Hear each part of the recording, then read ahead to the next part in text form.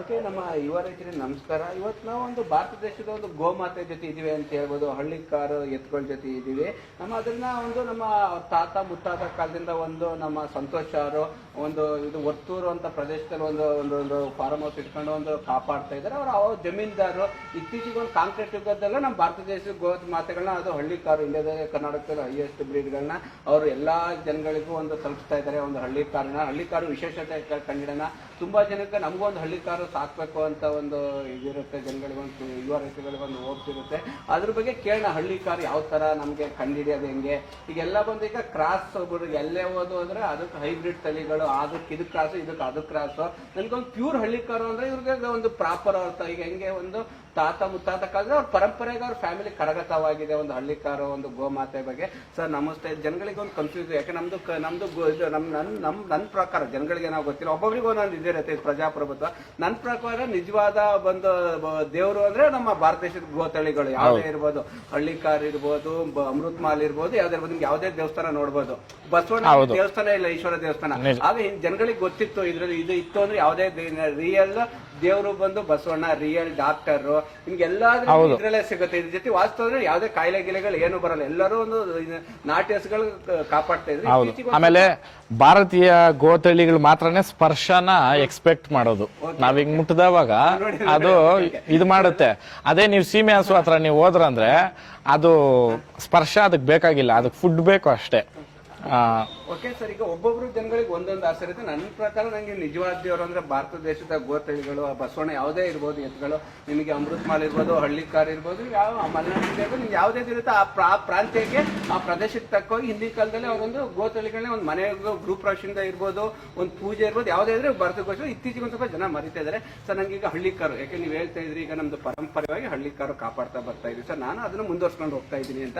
ಈಗ ನನಗೆ ಒಂದು ಹಳ್ಳಿ ಕಾರು ಪ್ಯೂರು ಇದು ಕರ್ನಾಟಕದಲ್ಲಿ ಯಾವೆಲ್ಲ ವೆದರಿಗೆ ಆಗುತ್ತೆ. ಯಾಕಂದ್ರೆ ಈಗ ಬೆಂಗಳೂರು ಭಾಗದಲ್ಲಿ ಒಂದು ಸಿಟಿಲ್ ಸಾಕ್ತಾ ಇದ್ದೀರಾ, ಯಾಕೆ ನಮ್ದು ಮಲೆನಾಡು. ಓಕೆ, ನಮ್ ಕಡೆ ಹಣ ಎಲ್ಲ ಕಡೆನೂ ಆಗುತ್ತೆ. ಬಟ್ ಮಲೆನಾಡು ಪ್ರಾಂತ್ಯದಲ್ಲಿ ನಿಮ್ಗೆ ಈ ಬಣ್ಣ ಇಟ್ಕೊಳೋದು ಸ್ವಲ್ಪ ಕಷ್ಟ ಆಗುತ್ತೆ. ಕಲರ್ ವೈಟ್ ಯಾಕೆ ಅಂತಂದ್ರೆ ಹಳ್ಳಿ ಕಾರು ಒಂದೇ ಬ್ರೀಡು ಬಣ್ಣ ಚೇಂಜ್ ಆಗೋದು, ಬಣ್ಣ ಚೇಂಜ್ ಆಗುತ್ತೆ. ಇವತ್ ನೀವ್ ಇಲ್ಲಿ ನೋಡ್ಬೋದು, ಒಂದು ಕರು ಇದೆ, ಇದು ಬಂದ್ಬಿಟ್ಟು ಬಣ್ಣ ಕೆಟ್ಟಿದೆ. ಇದು ನಾವ್ ಕೆಟ್ಟಿದೆ ಅಂತ ನಾವ್ ಹೇಳೋದು, ಯಾಕಂತಂದ್ರೆ ಇದಕ್ ಕಂಪೇರ್ ಮಾಡ್ರೆ ಇದು ಕೆಟ್ಟಿದೆ ಅಂತ. ಬಟ್ ಇದು ಒರಿಜಿನಲ್ ರೂಪಾಯಿ ಬಣ್ಣ ಬಂದ್ಬಿಟ್ಟು ಇದೇ ಬಣ್ಣ ಇರ್ಬೇಕು, ಅದೇ ಬಣ್ಣ ಇರ್ಬೇಕು. ಅಂದ್ರೆ ಅದು ಮೆರವಣಿಗೆಗೆ ಸ್ವಲ್ಪ ಹಿಂದೆ, ಮೆರವಣಿಗೆಗಳಿಗೆಲ್ಲ ಹಿಂದೆ. ಯಾಕಂದ್ರೆ ಇವತ್ ನಾವು ರೇಷ್ಮೆ ಪಂಚೆ, ರೇಷ್ಮೆದಕ್ಕೆ ಕೊಡೋ ವ್ಯಾಲ್ಯೂ ಇವತ್ ಪೂಮಾ, ರಿಬೋಕ್ ಯಾವ್ದಾವ್ದೋ ಬಂದಿದೆ ಕಂಪ್ನೀಸ್ ಬಂದ್ರು ರೇಷ್ಮೆನೆ. ಅದಕ್ಕೆ ವೈಟೇನೇನೆ ಪ್ರಾಮುಖ್ಯತೆ. ಅಂದ್ರೆ ಒಂದು ಬ್ರೈಡ್ ಅನ್ಬಿಟ್ಟು ವೈಟ್ ನ ನಾವು ಬ್ರೈಡ್ ಅಂತ ಇದ್ ಮಾಡ್ತೀವಿ. ಇಲ್ಲ, ಆಗುತ್ತೆ, ಕಲರ್ ಚೇಂಜ್ ಆಗುತ್ತೆ. ಅಲ್ಲಿ ನೀವು ಕಲರ್ ಮೇಂಟೈನ್ ಮಾಡ್ಬೇಕಂದ್ರೆ ಸ್ವಲ್ಪ ಫೋಕಸ್ ಲೈಟ್ಗಳು ಆ ತರ ಇಟ್ಟು ಬಿಸಿ ಇರ್ಬೇಕು. ಎಲ್ಲದಕ್ಕೂ ಆಗುತ್ತಣ್ಣ, ಆಲ್ ಓವರ್ ಇಂಡಿಯಾ ಎಲ್ಲಿ ಬೇಕಾದ್ರೂ ಇದು ಸರ್ವೈ ಆಗೋದಕ್ಕೆ, ನಾನು ಹೇಳ್ತಾ ಇರೋದು ಸರ್ವೈ ಆಗೋದಕ್ಕೆ ಎಲ್ಲಿ ಬೇಕಾದ್ರೂ ಆಗುತ್ತೆ. ಬಟ್ ಏನು ಅಂತಂದ್ರೆ ಬಣ್ಣ ನೋಡ್ಕೊಳೋದಕ್ಕೆ ಮಾತ್ರ ಇದಾಗುತ್ತೆ. ಓಕೆ, ಅದ್ರ ಬಗ್ಗೆ ಮಾತಾಡೋಣ ಸರ್ ಮುಂದೆ. ಈಗ ಹಳ್ಳಿ ಕಾರಲ್ಲಿ 3 ವಿಧ ಬರುತ್ತೆ, ವೆರೈಟಿ ಬರುತ್ತೆ ಅಂದ್ರೆ ಯಾವ್ದು ಬರುತ್ತೆ ಸರ್ ಅದರಲ್ಲಿ? ಅಣ್ಣ, ಗುಜಮಾವು, ಬೆಟ್ಟದ ಪುರ, ಆಮೇಲೆ ಸೂಜಿ ಮಲ್ಲಿಗೆ. ಓಕೆ, ಇದು ಸೂಜಿ ಮಲ್ಲಿಗೆ ಅಂದ್ರೆ ಏನು, ಬೆಟ್ಟದ ಪುರ ಅಂದ್ರೆ ಏನು, ಗುಜಮಾವು ಅಂದ್ರೆ ಗುಜಮಾವು ಬಂದ್ಬಿಟ್ಟು ನೀವು ಎಲ್ಲ ಕಡೆ ನೋಡ್ಬೋದು. ಈ ರೈತರು ಉಳುಮೆಗೆ, ಆಮೇಲೆ ನೀವು ಅಲ್ಲಲ್ಲಿ ಏನ್ ನೋಡ್ತೀರ ಹಳ್ಳಿ ಕಾರ ಅಂತ ಏನ್ ಹೇಳ್ತಾರೆ ಅದು ಬಂದ್ಬಿಟ್ಟು ಗುಜಮಾವೇನೆ. ಅದು ಇಲ್ಲ ಅಂದ್ರೆ ಬೆಟ್ಟದ ಪುರ ಇರುತ್ತೆ. ಇವೆರಡೇ ಬಂದ್ಬಿಟ್ಟು ಜನಗಳಿಗೆ ಮುಟ್ಟಿದ ತಕ್ಷಣ ಕೈಗೆ ಸಿಗೋದು ಹಳ್ಳಿ ಕಾರಲ್ಲಿ. ಬಟ್ ಕೆಲವರು ಏನ್ ಹೇಳ್ತಾರಂದ್ರೆ ಹಳ್ಳಿ ಕಾರ್ ಅನ್ನೋದು ಒಂದು ಮಾತ್ರ ಗೊತ್ತು, ಅದ್ರಲ್ಲಿ ಸಬ್ ಬ್ರೀಡ್ಸ್ ಬಂದ್ಬಿಟ್ಟು ಇವು 3 ಇದಾವೆ.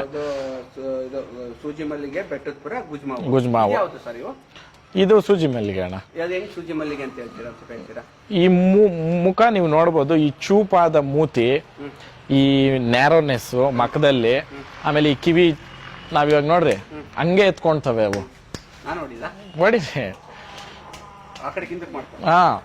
ಇದು ಕಿವಿ ಇದು ಮಾಡುತ್ತೆ. ಆಮೇಲೆ ಕಿವಿ ಜೋತ್ ಬೀಳ್ಬಾರ್ದು, ಹಿಂಗೆ ಜೋತ್ ಬೀಳ್ಬಾರ್ದು. ಹಿಂಗ್ ಜೋತ್ ಬಿದ್ದಿರೋ ಓರಿ ಅದು ಫೇಲು. ಆಮೇಲೆ ಈ ಕತ್ತಿನ ಭಾಗ ನೋಡ್ರಿ, ಇದು ನೋಡ್ರಿ ನೀವು, ಈ ನೀಲವಾಗಿ ಇರ್ಬೇಕು. ಇದು ಬಾಬಾ, ಇದು ಗೊತ್ತಾಗತ್ತಣ್ಣ. ಓಕೆ, ಜೋತ್ ಬೀಳ್ಬಾರ್ದು. ಇದು ಜೋತ್ ಬೀಳ್ಬಾರ್ದು. ಓಕೆ. ಅದೇ ನೀವು ಬೆಟ್ಟದ ಪುರ ಅಥವಾ ಗುಜಮಾವ ಅಂತ ಏನಂತೀರಾ ಅದಗಳಿಗೆ ಇದು ಇರುತ್ತೆ, ಸ್ವಲ್ಪ ಓಕೆ, ಜೋತ್ ಬಿದ್ದಿರುತ್ತೆ. ಸ್ವಲ್ಪ ಜೋತ್ ಬಿದ್ದಿರುತ್ತೆ. ಆಮೇಲೆ ಮಖದಲ್ಲಿ ಸ್ವಲ್ಪ ಅವು ಕಪ್ಪು ಗಂಟು ಮಖ ಇರ್ತವೆ. ಅವು ಇವುಗಳಲ್ಲಿ ನೀವು ನೋಡ್ಬೋದು ಗಂಟಿಲ್ಲ ಮಖ. ಈ ಇಲ್ಲಿಂದ ಹಿಡಿದು ನೀವು ಇಲ್ಲಿವರೆಗೂ ಈ ನ್ಯಾರೋನೆಸ್ ನೋಡ್ತಿರಲ್ಲ, ಇದು ಚೂಪಾಗಿ ಇದಾಗಿರುತ್ತೆ. ಆಮೇಲೆ ಕೊಂಬು ಈ ತರ ಎರಡು ಮಿಕ್ಸ್ ಬರಬೇಕು, ವೈಟು ಬ್ಲ್ಯಾಕು. ವೈಟು ಬ್ಲ್ಯಾಕ್ ಇವಾಗ ನೀವೇನು ನೋಡ್ತಾ ಇದ್ರೆ ಓರಿಗಳಿಗೆ ಎಲ್ಲದಕ್ಕೂ ನೋಡ್ರಿ ಒಂದೇ ತರ ಇದಿರುತ್ತೆ. ಆಮೇಲೆ ಭುಜ ಇರಬೇಕು, ಮೇನ್ ಭುಜ. ಈ ಭುಜ ಇರ್ತಕ್ಕಂಥದ್ದೇನೇನೆ ಇದರಲ್ಲೇನೆ ಸೂರ್ಯನಾಡಿ ಚಂದ್ರನಾಡಿ ಅಂತ ಇದಿರೋದು. ಸೂರ್ಯನ ಸ್ಪರ್ಶ ಇದಕ್ಕಾಗಿ ಇದರಿಂದನೇನೆ ನಮಗೆ ಏನ್ ನಾವು ಇವಾಗ ದೇಸಿ ಪ್ರಾಡಕ್ಟ್ಸು, ದೇಸಿ ಅದ್ರದ್ದು ಎಫೆಕ್ಟ್ ಅಂತ ಏನಂತೀರಿ ಅದು ಇದರಿಂದಾನೇ ಬರಬೇಕು. ಇದಿರ್ತಕ್ಕಂಥದ್ದೇ ದೇಸಿ ಬ್ರೀಡ್. ಅದು ಯಾವುದೇ ಕಲರ್ ಅಲ್ಲಿ ಇರ್ಲಿ, ರೆಡ್ ಇರ್ಲಿ ಅಂದ್ರೆ ನಾನು ಹೇಳ್ತಾ ಇರೋದು ಸಿಂಧಿ ಇವೆಲ್ಲ ರೆಡ್ ಕಲರ್ ಬರ್ತವೆ, ಕೆಂಪು ಮಿಶ್ರಿತ ಬಣ್ಣ. ಅದೇ ನೀವು ಕಂದು ಮಿಶ್ರಿತ ಬಣ್ಣದಲ್ಲೂ ನೋಡ್ಬೋದು.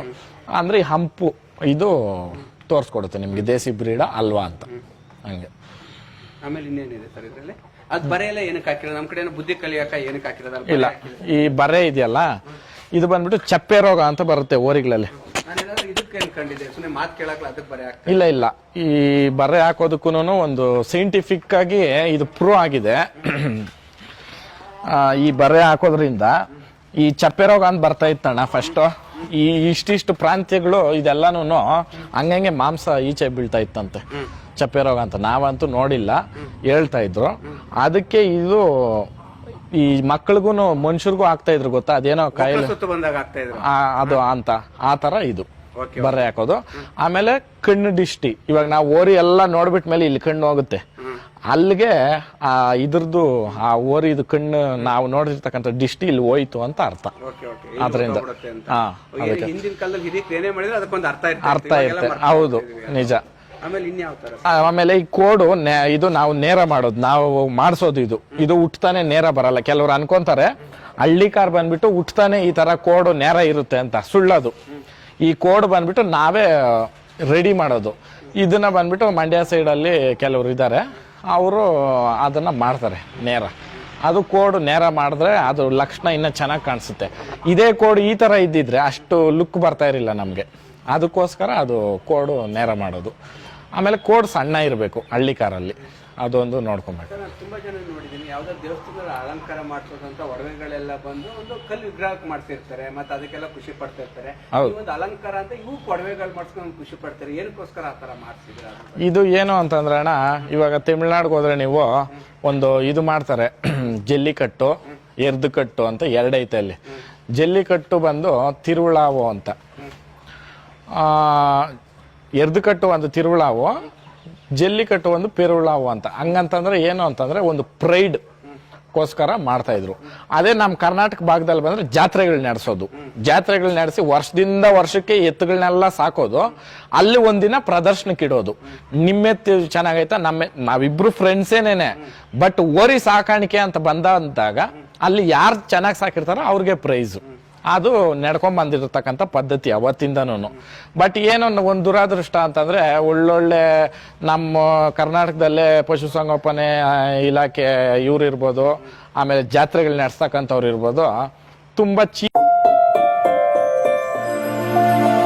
पूरे विश्व में हमारा भारत सबसे अधिक प्राकृतिक संसाधनों का धनी है।